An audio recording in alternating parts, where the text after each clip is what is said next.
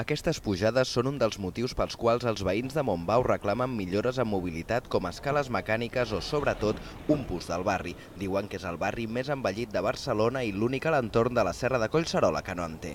Tot és costerut, per exemple, i només tenim el B21 que ve de la Ronda de Dalt i per aquí dalt no tenim res per desplaçar-se. Fa moltes pujades i baixades i necessitaríem unes escales mecàniques perquè som gent gran.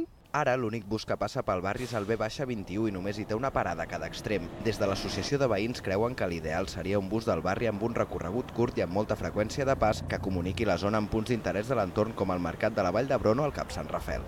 També volen un vehicle petit perquè pugui passar pels carrers estrets sense que això comporti una pèrdua de places d'aparcament. Probablemente habrá una afectación de plazas de aparcamiento muy importante. Entonces, claro, no puede ser que el obtener un bus de barri, que es una reivindicación histórica del barrio, sea a costa de perder 50-70 plazas de aparcamiento. Estem treballant ja amb veïns i TMB buscant diferents possibilitats de recorregut, de quin vehicle podria fer aquesta funció i s'implementarà a la vegada que tot el procés de nova xarxa. El 2018 és la data límit per a la implementació de la xarxa ortogonal a la zona i per introduir els canvis en busos complementaris que han de servir per solucionar situacions com la de Montbau.